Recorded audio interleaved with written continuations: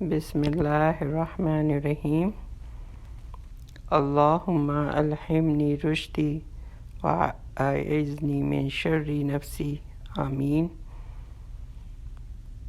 آپ صلی اللہ علیہ وسلم کیا صحابہ کرام کو دعا دیا کرتے تھے؟ اور ہمارے لیے کیا سبق ہے کہ ہمیں کیا اپنے مسلمان بہن بھائیوں کو اور اپنے دوست احباب کو، اپنے رشتہ داروں کو، اپنے بچوں کو دعائیں دینی چاہیے، اور دعائیں کس قسم کی دینی چاہیے؟ کیا ہمیں دعائیں مانگنا سیکھنی چاہیے کہ ہم کس طرح کی دعا دیں؟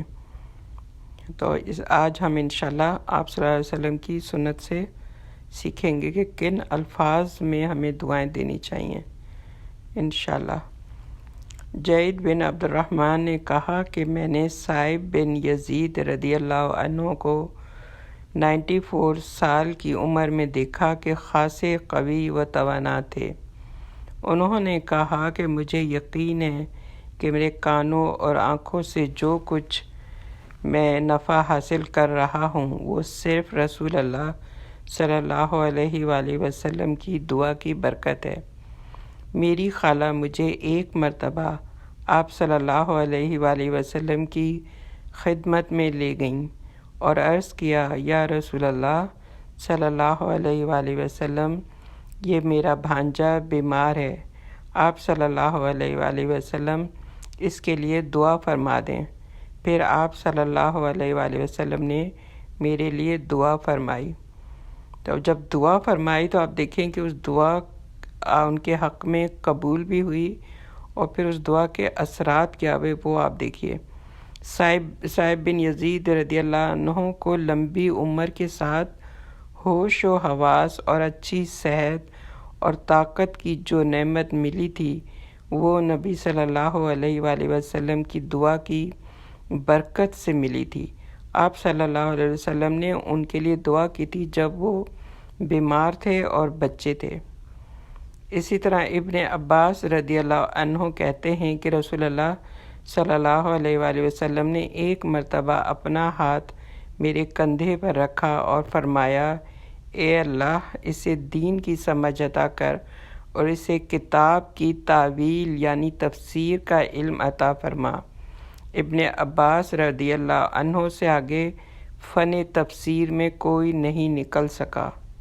آپ دیکھیں کہ کتاب کیا تھی کہ قرآن اور اس کی تفسیر کا علم عطا کر۔ ہم اپنے بچوں کو کیا کبھی اس طرح کی دعا دیتے ہیں کہ یا اللہ انہیں دین کی سمجھ عطا کر اور اس کتاب کی تفسیر کا علم عطا کر؟ تو اب ابن عباس اس فن میں، تفسیر کے فن میں اتنے آگے نکل گئے تھے کہ ان سے آگے کوئی نہیں نکل سکا۔ انس بن مالک کہتے ہیں کہ رسول اللہ صلی اللہ علیہ وآلہ وسلم ہمارے گھر کے افراد پر داخل ہوتے تھے۔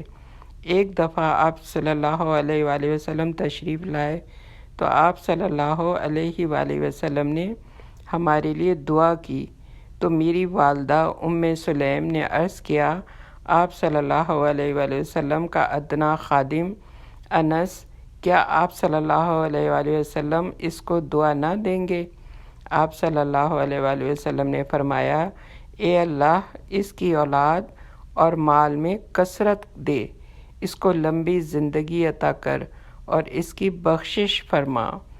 تو وہ کہتے ہیں کہ آپ صلی اللہ علیہ وسلم نے میرے لیے جن چیزوں کی دعا کی وہ قبول ہوئیں۔ میں اپنی اولاد میں سے 103 کو خود دفن کر چکا ہوں۔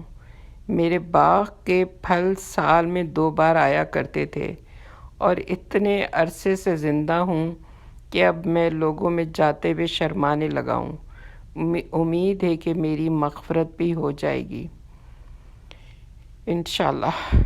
اسی طرح آپ صلی اللہ علیہ وسلم نے ایک اور صحابی ابو زید رضی اللہ عنہ کو بھی دعا دی تھی۔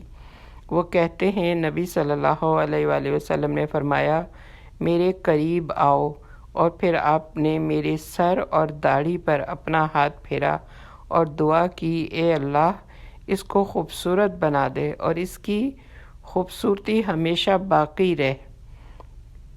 باقی رہے، اس کے حسن کو دوام عطا کر دے، یعنی بڑھاپے تک یہ خوبصورت رہے۔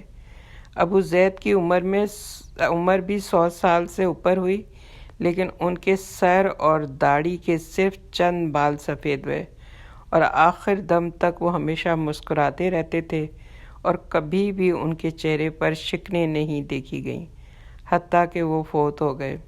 اس سے پتہ چلتا ہے کہ خوبصورتی مسکراہٹ میں ہے۔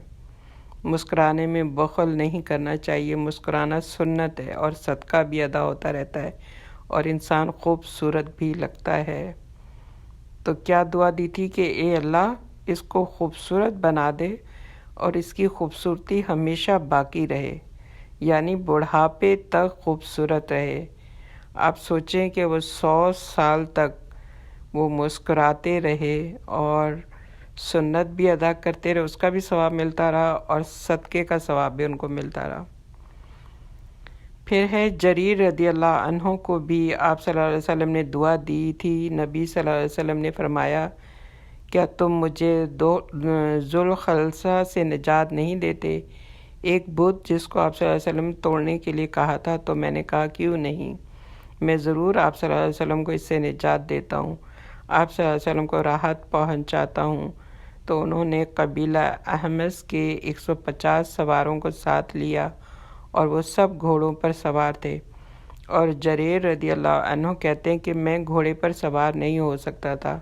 میں نے اس کا ذکر نبی صلی اللہ علیہ وآلہ وسلم سے کیا، تو آپ صلی اللہ علیہ وسلم نے اپنا ہاتھ میرے سینے پر مارا، حتیٰ کہ میں نے اس کے اثرات اپنے سینے میں محسوس کیے، اور پھر آپ صلی اللہ علیہ وسلم نے میرے لیے دعا کی، اے اللہ اس کو جما دے، یعنی سواری کے قابل کر دے، اس کو ہادی بنا دے، ہدایت یافتہ بنا دے۔ وہ کہتے ہیں کہ اس کے بعد میں کبھی بھی گھوڑے سے نہیں گرا۔ تو آپ دیکھیں کہ ہمارے بچوں کو جن چیزوں کی ضرورت ہوتی ہے، جن چیزوں میں ان کی کمی ہے، جن چیزوں میں وہ پیچھے رہ گئے، تو کیا ہماری نبی صلی اللہ علیہ وسلم کی ان دعاؤں سے ہمارے لیے یہ سبق نہیں ہے کہ ہمیں اپنے بچوں کو یہ دعائیں دینی چاہیے؟ کہ ہم اصل میں یہ دعائیں دی نہیں اپنے بچوں کو، تو ہمارے بچے آگے کیسے جائیں؟ ہم کہتے ہیں کہ قرآن حافظ بھی بن جائیں، عالم بھی بن جائیں، لیکن ہم نے ان کے لیے دعائیں تو کی نہیں۔ پھر ہم یہ کہتے ہیں کہ اللہ ان کو زندگی بھی دے، اللہ تعالیٰ ان کو رزق حلال بھی دے، سب کچھ ہم چاہتے، سب کچھ ہے، لیکن اس طرح ہم دعائیں نہیں کرتے، دعا نہیں دیتے۔ اور پھر جس طرح سے آپ صلی اللہ علیہ وسلم نے کتنی پیاری دعا دی ان کو کہ یہ ہمیشہ خوبصورت ہیں اور ہمیشہ ان کی خوبصورتی باقی رہے، یعنی کہ بڑھاپے تک، اور وہ مسکراتے رہیں۔ دیکھیں ہر چیز میں فائدہ، ایسی دعائیں کہ جس میں ان کو ثواب ملتا رہے، جو ان کے لیے صدقہ جاریہ بن جائیں چیزیں۔ ہر دعا میں اس قدر مطلب فائدہ تھا، جس کو دعا دی اس کو اتنا فائدہ پہنچایا۔ آپ دیکھیں وہ بت توڑنے جا رہے تھے، اور وہ جب گھوڑے سے نہیں گرے، گھوڑے پہ بیٹھنے کے قابل ہو گئے، تو انہوں نے جا کے جب وہ بت توڑا ہوگا، تو آپ خود سوچیں کہ وہ کتنا بڑا انہوں نے کام کیا کہ شرک کو ختم کیا اور آپ صلی اللہ علیہ وسلم کو راحت پہنچائی۔ تو کیسی کیسی دعائیں دی انہوں نے۔ ہم ماؤں کو بھی سوچ سمجھ کے ان دعاؤں سے فائدہ اٹھانا چاہیے، اور ایسے لفظوں سے اپنے بچوں کو، اپنے خاندان والوں کو، اور مسلمانوں کے بچوں کو ایسی دعائیں دیں، اپنے دوست احباب کے تمام جاننے والے بچوں کو، تاکہ ہمارے ایک مسلمان مضبوط معاشرہ، ایک بہت اچھا معاشرہ، اور اگلی جو جنریشن ہو وہ بہترین مسلمانوں کی جنریشن ہو، بہترین استقامت والی ہو، جماعت دینے والی ہو، اور اللہ تفسیر کے فن میں آگے جانے والی ہو۔ یا اللہ ہمارے سب بچوں کو، یا اللہ اس قرآن جو اس کتاب کا، جو اللہ کی کتاب ہے، اس کا علم عطا کر، اور اللہ اس کی تفسیر سے اللہ تعالیٰ اس کو خوب جاننے والا بنا دے۔ یا رب العالمین، یا رحمت للعالمین، برحمتک یا ارحم الراحمین۔ یا اللہ یہ دعائیں ہمیں مانگنے والا سکھا دے، یا اللہ ان دعاؤں کو ہم مانگنا سیکھیں اور ہم سے قبول کر۔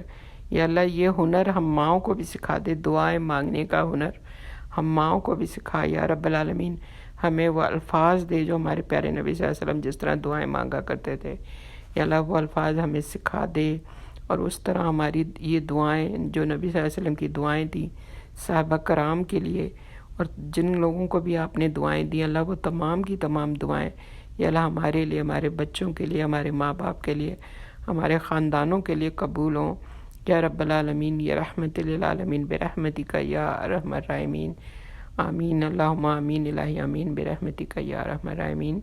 السلام علیکم ورحمۃ اللہ وبرکاتہ۔